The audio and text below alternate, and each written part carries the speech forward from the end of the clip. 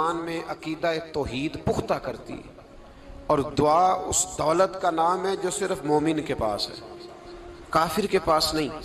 نبی پاک علیہ السلام نے فرمایا الدعاء صلاح المومن، دعا مومن کا ہتھیار ہے، کافر کے پاس یہ ہتھیار نہیں ہے۔ مومن جب اپنے مالک کے حضور دعا مانگتا ہے نا، دنیا میں آپ کسی سے زیادہ مانگیں تو وہ ناراض ہو جاتا ہے، وہ کہتا ہے بھائی تو نے تو کام بنا لیا ہے، کل بھی دیا تھا، پرسوں بھی دیا تھا، روز روز تجھے کون دے؟ میرے نبی پاک علیہ السلام نے فرمایا جو اپنے رب سے زیادہ مانگتا ہے رب اس سے زیادہ راضی ہوتا ہے، زیادہ راضی ہوتا ہے۔ اب دعا مخصوص اوقات نہیں دعا کے، فرمایا اذا دعان، جب بھی دعا مانگو گے تمہارا رب تمہاری دعا کو، جب بھی دعا، تو دعا کرتے رہنا چاہیے، ہر وقت دعا میں بندہ شامل رہے، اللہ کے ذکر میں شامل۔ یہ جو قرآن مجید نے کہا نا یا ایھا الذین آمنوا اذکروا اللہ ذکرا کثیرا، اے ایمان والو اپنے رب کا ذکر کثرت سے کرو، وسبحوہ بکرۃ واصیلا، اور صبح و شام اسی کی پاکی بیان کرو۔ تو اس سے مراد یہ نہیں ہے کہ تسبیح لے کے سارا دن مسجد میں بیٹھے رہو اور کام کوئی نہ کرو، بلکہ اس کا مطلب یہ ہے کہ روٹی شروع کرو تو اللہ کے نام سے، اختتام کرو تو اللہ کے نام، سو جاؤ تو رب کا نام لے کے، سویرے اٹھو تو اللہ کا نام لے کے، جب تمہیں کوئی چیز اچھی لگے تو ماشاءاللہ کہو، جب کوئی مصیبت آئے تو کہو انا للہ و انا الیہ راجعون۔ تو سارا دن اللہ کا ذکر جاری رہے گا۔ نبی پاک صلی اللہ علیہ وسلم نے مسلمان کو ایک دوسرے سے ملنے کا طریقہ بتایا۔ مصیبت آئے تو کیا کہنا ہے؟ صرف فوتگی پہ نہیں کہنا، اس کی وضاحت کر دوں۔ کوئی بھی الذین اذا اصابتہم مصیبہ، جب بھی کوئی مصیبت آئے، اللہ کے بندے کہتے ہیں ہم اللہ کی طرف سے آئے ہیں اور اللہ کی طرف ہی ہم نے لوٹ جانا۔ تو میرے عزیز ہر وقت اللہ کا ذکر جاری رہے گا، ہر وقت زبان پہ رب کریم کا۔ دیکھیں نا نبی پاک علیہ السلام نے ہمیں ملاقات کا طریقہ بتایا۔ ایک صحابی آئے تو انہوں نے آ کے کہا السلام علیکم، نبی پاک علیہ السلام نے فرمایا رب تعالیٰ نے اسے 10 نیکیاں عطا فرمائی ہیں۔ دوسرے آئے تو انہوں نے کہا السلام علیکم ورحمۃ اللہ، تو محبوب فرمانے لگے، امام بہقی نے اس کو لکھا ہے، محبوب فرمانے لگے رب کریم نے اسے 20 نیکیاں عطا فرمائی۔ ایک اور آئے، عرض کیا السلام علیکم ورحمۃ اللہ وبرکاتہ، محبوب فرمانے لگے اللہ نے اسے 30 نیکیاں عطا فرمائی۔ اچھا اس کا مطلب کیا ہے؟ السلام علیکم، تم پر سلامتی ہو، سادہ ترجمہ یہ ہے کہ تم سلامت رہو، تم سلامت رہو، ورحمۃ اللہ وبرکاتہ، تم پر اللہ کی رحمت بھی ہو اور اس کی برکتیں بھی ہو۔ وہ کیا کہتا ہے؟ وہ کہتا ہے وعلیکم السلام، تم پر بھی سلامتی ہو، ورحمۃ اللہ وبرکاتہ، اللہ کی رحمت ہو اور اس کی۔ یہ جو مسنون دعائیں ہیں نا جو حضور نے ہمیں دعائیں سکھائیں ہر موقع پہ، ان کا کمال دیکھیے۔ اب ایک مسلمان نے آتے کہا السلام علیکم، اس کا مطلب کیا ہے؟ تم پر۔ اب وہ جھگڑا کرے گا اس سے، اسے مارے گا، اس کا مال چھینے گا؟ اس نے تو آتے ہی کہا تم پر سلامتی ہو۔ تو جو سلامتی کی دعا دینے والے ہیں وہ جیب تھوڑی کاٹیں گے، وہ غبن تھوڑی کریں گے، ڈاکہ تھوڑا ڈالیں گے۔ اسلام نے لفظ ہی وہ سکھایا ہے کہ فرمایا جب تم نے ملنا ہے تو تم نے دعائیں کرنی ہیں ایک دوسرے کے لیے۔ اب ہمارے ہاں نئے نئے لفظ آ گئے، ٹیلی فون اٹھایا تو کہا ہیلو، اس کا کیا ترجمہ ہے؟ کون ہے؟ اس کا کیا ترجمہ ہے؟ جی جناب، اس کا کیا مطلب؟ ہم نے دیکھا بڑے بڑے سمجھدار لوگ السلام علیکم کی بجائے کہتے ہیں کیا حال ہے؟ بھئی کیا عجیب بات ہے، بھئی کیا حال ہے کا کیا مطلب ہوا؟ وہ بعد میں کرنے کی بات ہے۔ اور کچھ تھوڑا سا جو ادیب ہیں، جو بیچارے حروف کے پیچ و تاب میں رہتے ہیں، وہ کہتے ہیں آداب عرض ہے۔ وہ کیا ہوتا ہے جی؟ اسلام نے دعا سکھائی ہے السلام علیکم، یہ کتنی خوبصورت دعا ہے۔ جب آپ گھر کے اندر داخل ہوئے تو آپ نے دعا دی السلام علیکم، یہ دعا دی آپ۔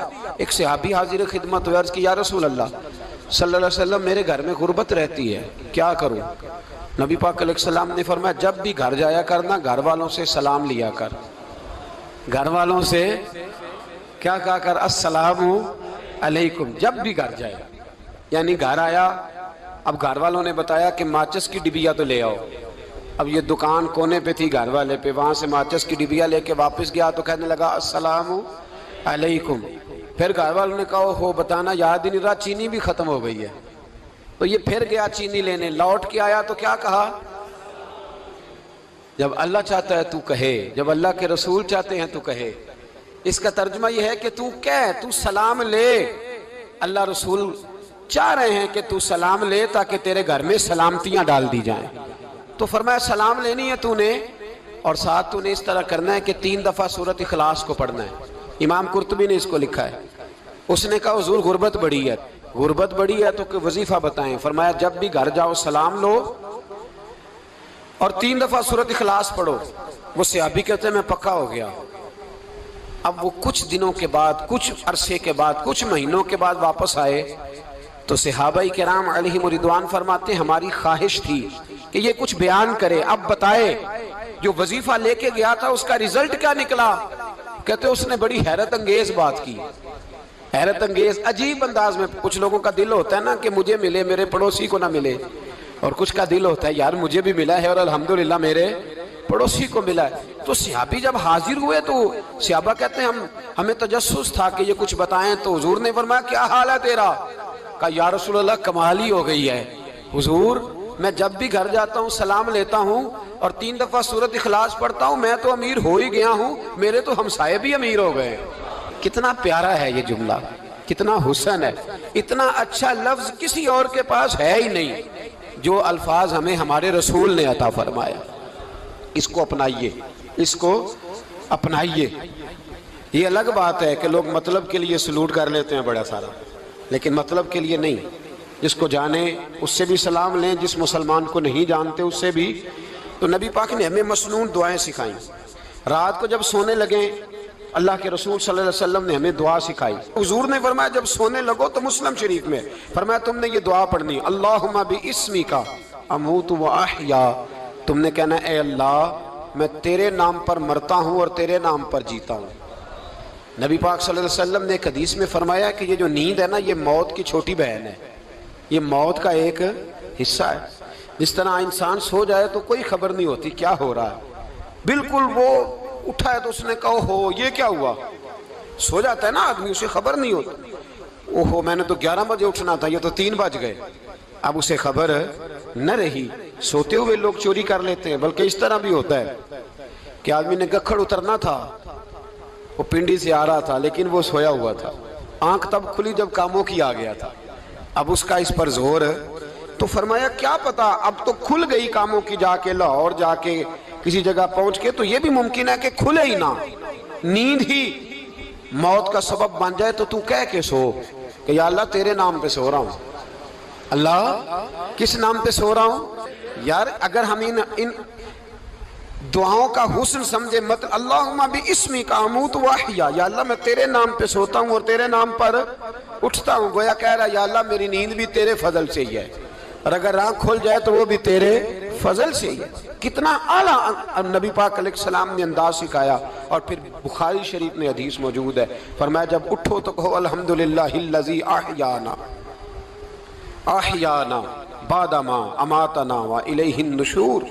فرمایا جب تم سو کے اٹھو تو پھر کہو اے اللہ ساری تعریفیں تیرے لیے، تمام تعریفیں جس نے ہمیں موت کے بعد حیات دی، موت کے بعد فرمایا احیانا بعد ما اماتنا، ہمیں مرنے کے بعد گویا اللہ کا شکر ادا کر کے آنکھ کھل گئی۔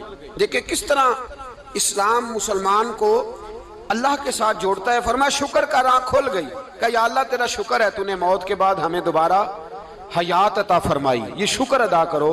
گویا تم یہ نہ کہنا کہ میں اٹھ گیا ہوں تو میرا کمال ہے، یہ نہ سمجھنا میں اٹھ گیا ہوں تو میں بڑا پابند ہوں، جب میں ارادہ کر لوں کہ میں نے 11 بجے اٹھنا ہے تو پھر میں اٹھ جاتا ہوں۔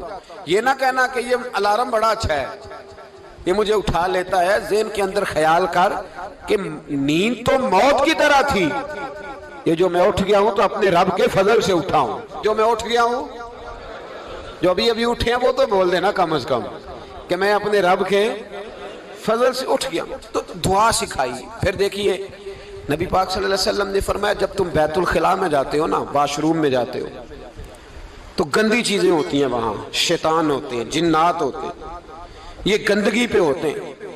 جب تم واش روم جاؤ، بیت الخلاء جائے، تب بھی دعا مانگو۔ کیا دعا مانگو؟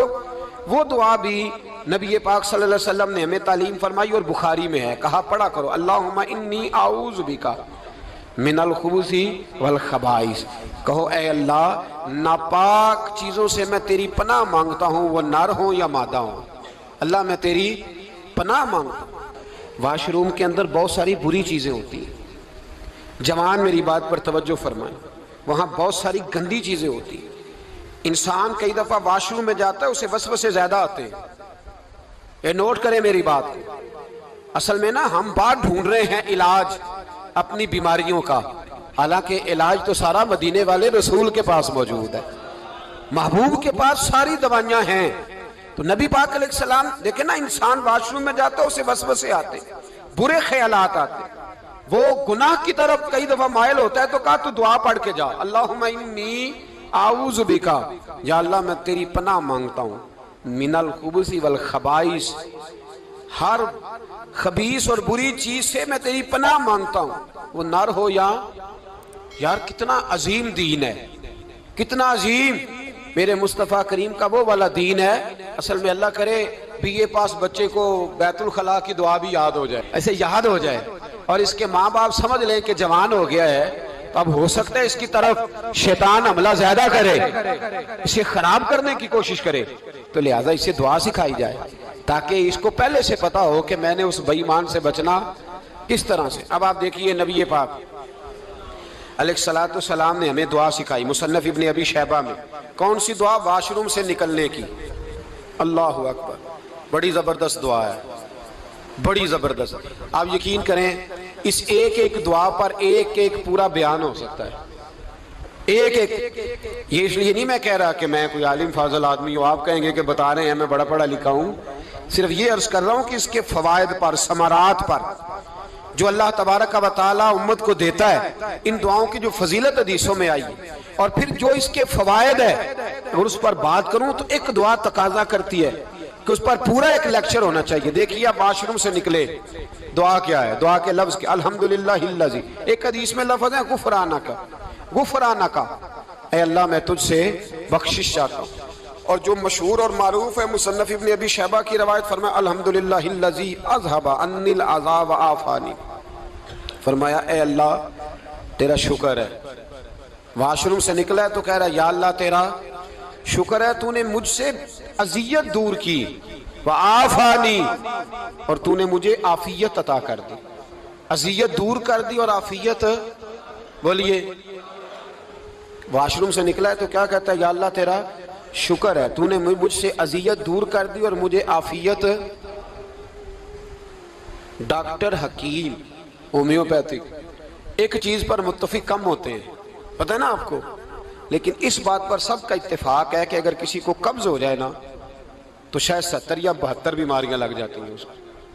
اور جب آدمی کو قبض ہوتی ہے نا، پیٹ کے اندر فضلہ جم جاتا ہے، خارج نہیں ہوتا، اس کو اعصاب کی بیماری ہوتی ہے، اس کے ذہن پر اثر ہوتا ہے اس چیز کا۔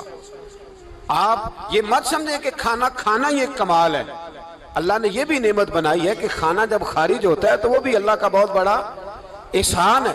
تو فرمایا تو سمجھا ہی نہیں، اگر تجھے قبض ہو جاتی، تیرے پیٹ کے اندر وہ چیز جم جاتی، تیرے لیے کتنی تکلیف کا باعث تھی۔ ان لوگوں سے پوچھئے جو اس کے بیمار ہیں، اس کے مریض ہیں، وہ کتنی تکلیف میں رہتے ہیں، سر میں درد ہوتا ہے، سر چکراتے ہیں۔ ایک بہت بڑا روڈ ایکسیڈنٹ ہوا تو ڈرائیور سے لوگوں نے پوچھا کہ مسئلہ کیا ہے، تو کہنے لگا میں قبض کا مریض ہوں، تو میں کھانا کھا لیتا ہوں تو میرے ذہن پر وہ اس قدر زیادہ گیس کا غلبہ ہوتا ہے کہ میں سخت تکلیف میں ہوں۔ نبی پاک علیہ السلام نے ہمیں سمجھایا اور بتایا کہ سمجھ لو یارو، کھانا کھانے کی نعمت تو اللہ نے تمہیں عطا فرمائی ہے، لیکن کھانا کھانے کے بعد اس کا اخراج بھی اللہ کی بہت بڑی نعمت ہے، تو اللہ کا شکر ادا کرو۔ پھر جب آپ گھر سے نکلیں گے تو بھی اس کی دعا ارشاد فرمائی، بسم اللہ توکلت علی اللہ، اللہ کے نام سے گھر سے نکلتا ہوں اور میں نے بھروسہ بھی اللہ کے نام پہ کیا۔ جب گھر سے نکلیں تو کس کے نام پہ بھروسہ کریں؟ بولیے، حضرت رابعہ بصریہ رحمت اللہ علیہا، آپ تشریف لے گئیں حج کرنے، جس دن واپس آئیں اپنا اونٹ کہہ گئیں جاتی دفعہ، کہنے لگی اللہ میں تیرے حوالے کر کے جا رہی ہوں، اور بسم اللہ توکلت علی اللہ، بھروسہ بھی تیری ذات پہ۔ جس دن واپس آئی نا، اسی دن کسی نے بتایا کہ اماں آج ہی تیرا اونٹ مر گیا ہے، تو اونٹ کے سرانے کھڑی ہو کے کہنے لگی مولا میں تو تیرے نام پہ تیرے پہ بھروسہ کر کے گئی تھی، تیرے حوالے میں تو تیرے گھر گئی تھی. تو لوگ کہتے ہیں اماں کے منہ سے لفظ نکلے تو اونٹ زندہ ہو کے کھڑا ہو گیا، کھڑا ہو گیا وہ. تو اماں کہنے لگی نہیں تمہیں ہی غلطی لگی ہے، مرا ہی نہیں تھا، پہلے سے ہی موجود تھا، گویا اپنی کرامت بھی نہیں ظاہر ہونے دی. تو بھائی گھر سے نکلیں تو کس لفظ پر کہ یا اللہ میں تیرے بھروسے پہ نکل رہا ہوں. میں اس کے دو فائدے ہوں گے، ایک تو آپ اللہ کی امان میں جا رہے ہیں، اللہ کی امان میں آ رہے ہیں، اور دوسرا جس گھر کو آپ چھوڑ کے جا رہے ہیں اسے بھی اللہ کی امان میں دے کے جائیں. تو کتنا لذت والی دعا ہے جو نبی کریم علیہ السلام نے ہمیں سکھائی. اب ذرا حدیث سنیں خوش ہو کے. دیکھیں حضور نے دعا سکھائی، فرمایا جب دیکھ لو نا کسی کو ہنستا ہوا، کیا کرتا ہوا؟ ماشاءاللہ آپ تو ہنسنے لگے.